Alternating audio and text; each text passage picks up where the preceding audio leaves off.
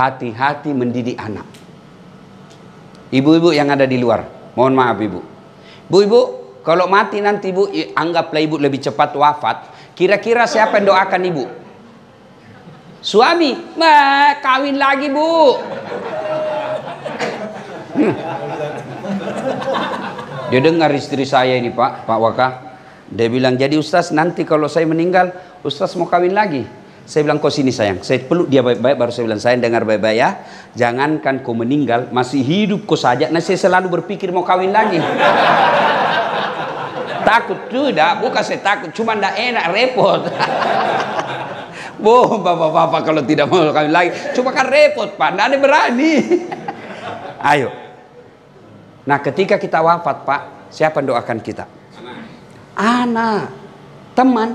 Bapak kan punya grup WhatsApp semua. Iya toh? Coba lihat kalau ada teman kita yang meninggal. Doakan tidak Pak, nak copy paste saja itu Pak. Stiker innalillahi, stiker nak kirim Al-Fatihah. Mana dia mau ketik doa? Enggak Pak, malah begitulah gambaran kita. Kita sudah di dunia saja meninggal, orang cuma copy paste itu Pak.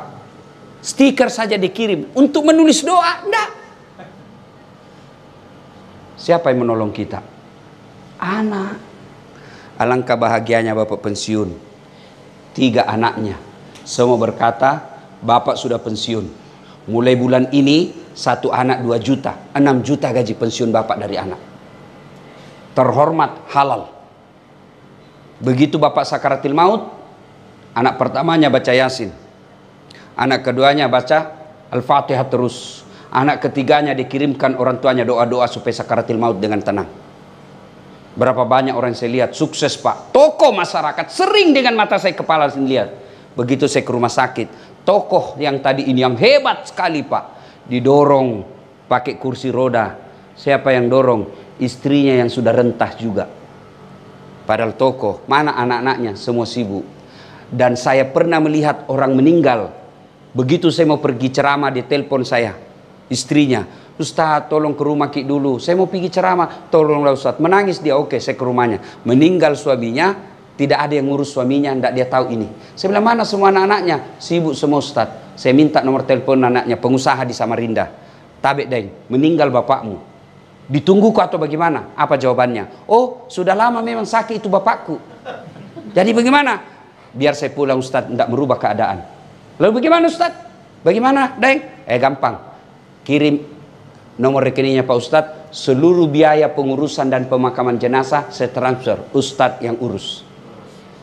Gimana kalau kita sudah setengah mati Pak, merantau kiri kanan supaya anak kita bisa sekolah, supaya anak kita bisa beli mobil, ternyata begitu kita pensiun tidak ada yang menghormati kita. Nauzubillah min dzalik. Maka hati-hati mendidik anak.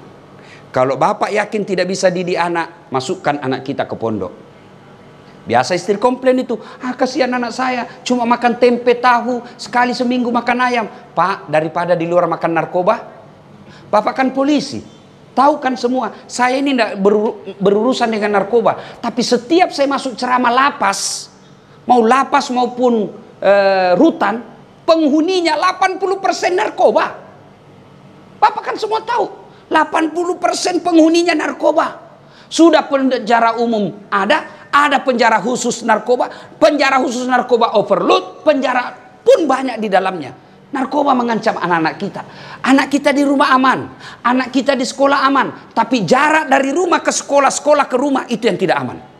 Apalagi kalau bapak sibuk, istri juga sibuk. Akhirnya begitu bapak pensiun, tidak ada yang tahu doakan. Lihat anak-anak kita sekarang, pergi ziarah kubur ke neneknya, dia berdoa. Tidak tuh Pak, dia update status. Foto ziarah kubur. Nah, tidak ada doakan.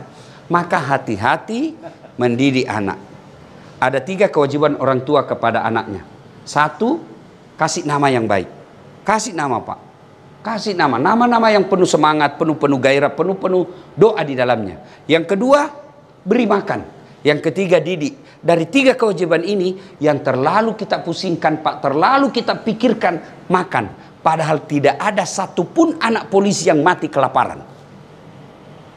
Tunjukkan saya anggota Polri yang meninggal anaknya gara-gara kelaparan. Tidak ada tuh Pak. Tapi yang meninggal gara-gara tawuran, meninggal karena balapan, meninggal karena narkoba, pasti banyak.